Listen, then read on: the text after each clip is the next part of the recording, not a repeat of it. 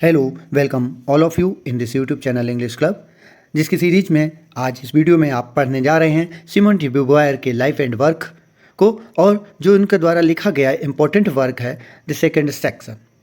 Simone de Beauvoir फ्रांसीसी लेखिका और दार्शनिक हैं।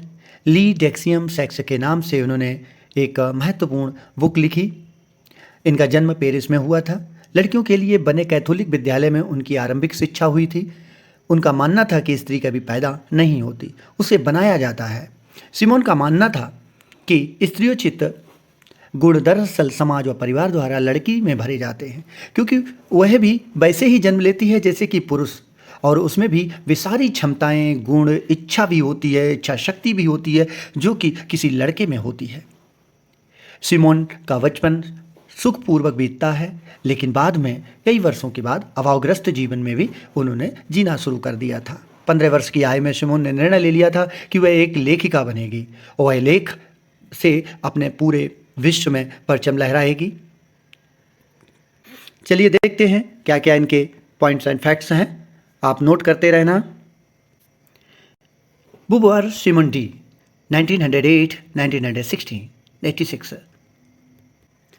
Beauvoir Simone D 1908-1986, French feminist intellectual, equally well known for her philosophical works and her novels and autobiographical pieces. Her landmark text, Lee Dexium Sex 1949, translated as The Second Sex 1952, is one of the foundational texts of 20th century feminism. Beauvoir's rejection of biological determinism continues to inform feminist theory today. उनका ऐतिहासिक ग्रंथ ले डेक्सियम sex के नाम से 1949 में, और उसका अनुवाद दिया गया द सेकेंड सेक्स के नाम से 1952 के रूप में, 20वीं सदी के नारीवाद के आधारभूत ग्रंथों में से एक है। ब्यूवायर द्वारा जैविक नियतिवाद को अस्वीकार करना आज भी नारीवादी सिद्धांत को प्रभावित करता है। She was widely acknowledged as a key intellectual of her time. Feminist theorists have always been ambivalent in their reception of her work.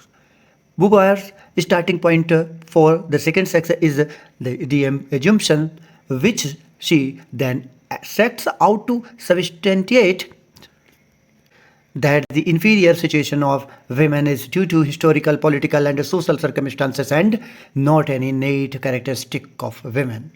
बताते हैं उन्हें अपने समय की एक प्रमुख बुद्धिजीवी के रूप में व्यापक रूप से स्वीकार किया गया था। नारीवादी सिद्धांतकार हमेशा उनके काम के प्रति अपने दृष्टिकोण में दुविधापूर्ण रहे हैं। द सेकेंड सेक्स जो लिखा गया है, इसके ब्यूवायर का प्रारंभिक बिंदु यह धारणा है, जिसे वह बाद में प्रमाणित करने का प्रयास करती हैं, कि महिलाओं की हीन स्थिति ऐतिहासिक, राजनीतिक और सामाजिक परिस्थितियों के कारण है, न कि महिलाओं की किसी जन्मजात विशेषता के कारण है।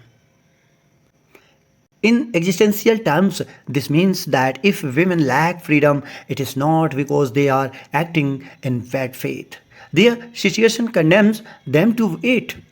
But as Toril Moi argues in Simone de Beauvoir, The Making of an Intellectual Woman 1994, this also amounts to gendering both freedom and agency as masculine, which is obviously problematic for any strong feminist reading of Beauvoir.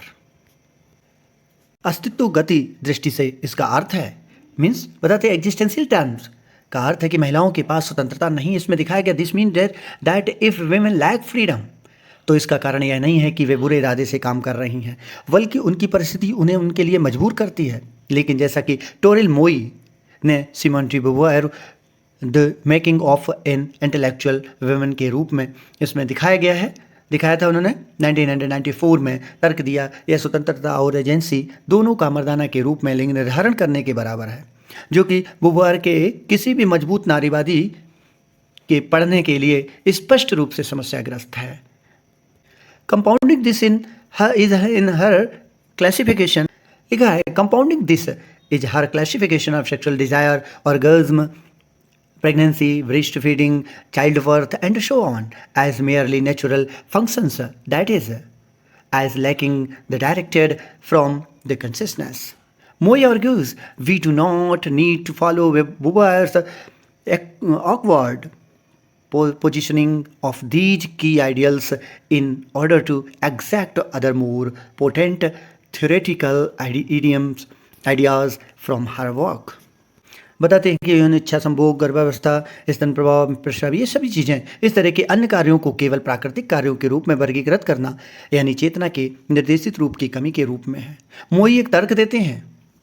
मोई का तर्क था कि हमें उनके काम से अन्य अधिक शक्तिशाली सैद्धांतिक विचारों को निकालने के लिए इन प्रमुख आदर्शों की beauvoir की स्थिति स्पष्ट रूप से पालन करने की आवश्यकता नहीं है। The specific that problem women face according to Beauvoir is that their pursuit of freedom takes place in circumstances that in her words compel them to assume the status. बताते हैं Beauvoir के अनुसार महिलाओं के सामने जो समस्या है वह यह है कि उनकी स्वतंत्रता की खोज उन परिस्थितियों में होती है जो उनके शब्दों में उन्हें अधिक ग्रहण करने के लिए मजबूर बना देती है, assume the status के लिए और भी ज़्यादा कंपेल कर देती है उनको। This contradiction in their existence is specific to women in a patriarchal society.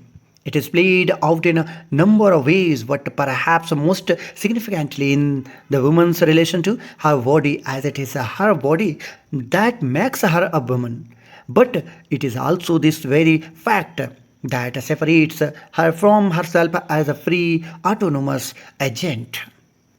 Next, she refuses the idea that biology is a destiny. Beauvoir nonetheless treats the body as a kind of millstone around the necks of all women that prevents them from readily attaining a life of freedom.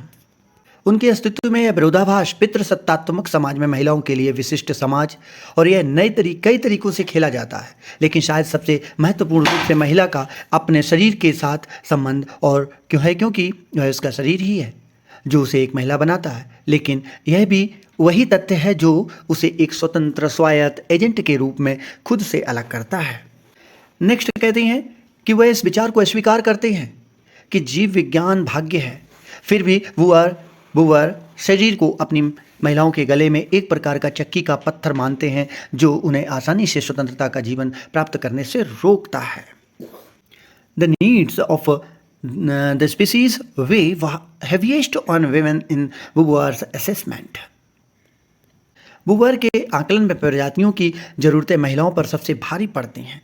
Moy wants though that Beauvoir was writing in the 1940s when patriarchal double standards relating to women's daily lives were at their peak, so her somewhat grim view of things perhaps holds true to the actual lives lived conditions of women's lives then. मोई याद दिलाते हैं कि हालांकि Beauvoir 1940s के दशक में लिख रही थी जब महिलाओं के दैनिक जीवन से संबंधित पितृसत्तात्मक दोहरे मापदंड अपने चरम पर थे, इसलिए चीज़ों के बारे में उनका कुछ हद तक गंभीर दृष्टिकोण शायद तब महिलाओं के जीवन की वास्तविक स्थितियों के लिए सही था और सही आज भी लग रहा है। Facing up to these double standards is what enables women rather than men to live authentic lives। इन दोहरे मापदंडों या मानदंडों के समान बनाता है करना ही महिलाओं पुरुषों के बजाय को प्रमाणित जीवन जीने में सक्षम बनाता है। As Moy argues, women who read Beauvoir is in the 1950s when The Second Sex was practically the only book available that spoke about women's operation, found it courageous and inspiring। मोई फिर तर्क देते हैं कि 1950 के दशक में जब द सेकेंड सेक्स व्यवहारिक रूप से एकमात्र उपलब्ध पुस्तक थी जो महिलाओं के उत्पीड़न के बारे में बात करती थी, तब Beauvoir को पढ़ने वाली महिलाओं ने इसे साहसी और प्रेरणादायक पाया था। Beauvoir ने खुद को क्या लिखा? Next, Beauvoir did not see herself primarily as a philosophical, even though she had trained in and excelled at philosophy। बुबुआर ने खुद को मुख्य रूप से एक दार्शनिक के रूप में नहीं देखा। भले ही उन्होंने दर्शन शास्त्र में प्रशिक्षण लिया था, उन्होंने दर्शन शास्त्र में प्रशिक्षण भी लिया था, लेकिन उन्होंने खुद को दार्शनिक के रूप में नहीं देखा और उसमें उत्कृष्टता भी हासिल की थी। आगे वही बढ़ी। Rather what she wanted to write was fiction, but her first efforts were not very successful.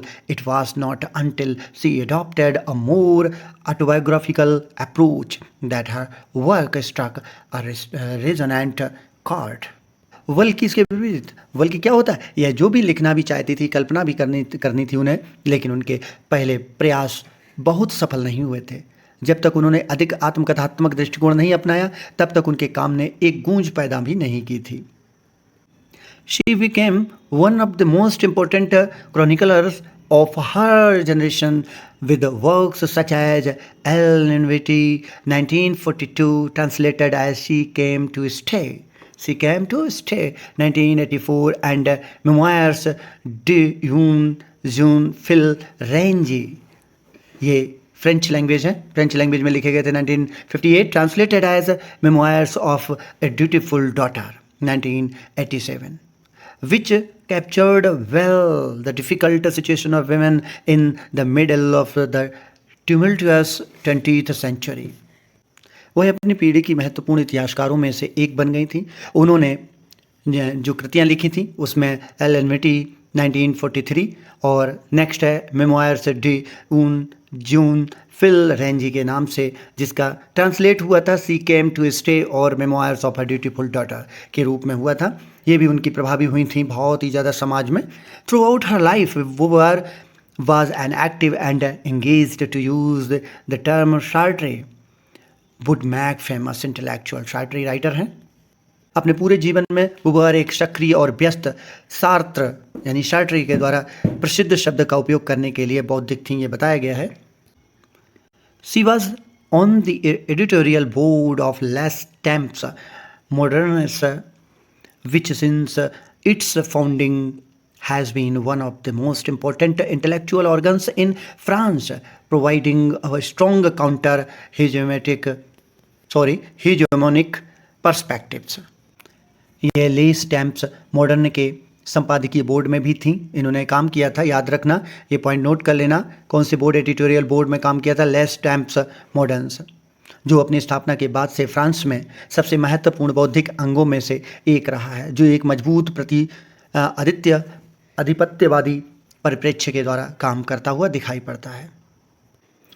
इस प्रकार मानवता पुरुष और पुरुष स्त्री को उसके भीतर नहीं बल्कि इसके सापेक्ष परिभाषित करता है। बताते हैं कि उसे एक स्वायत्त प्राणी नहीं माना जाता है। मिथेले लिखते हैं कि महिला सापेक्ष प्राणी, और बेंडा अपने रिपोर्ट दी उरियल में सबसे सकारात्मक है कि पुरुष का शरीर अपने आप में स्त्री के शरीर से बिल्कुल अलग अर्थ रखता है, जबकि स्त्री अपने आप में महत्वहीन लगती है। यही इंट्रोडक्शन में उन्होंने लिखा है, सिमोन डी बुबुआर ने।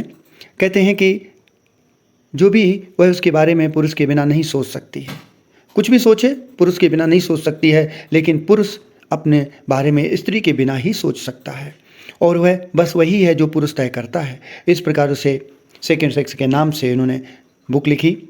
यह पुरुष को अनिवार्य रूप से एक यौन प्राणी के रूप में दिखाई देती है। उसके लिए वह सेक्स है, पूर्ण सेक्स, इससे कुछ भी अधिक नहीं है। यही सब लिखा हुआ है। अन्य किसी श्रेणी में चेतना की जितनी ही मौलिक है, उसे आदिम समाजों में सबसे प्राचीन पौराणिक गाथाओं की श्रेणी में और कथाओं में दिखाया जाता है। एक द्वैत की अभिव्यक्ति भी मिलती है कि वह है स्वयं और अन्य है। वह द्वैत मूल रूप से लिंगों के विभाजन से जुड़ा हुआ नहीं था। यह किसी भी अनुभवजन्य तथ्य पर निर्भर नहीं था।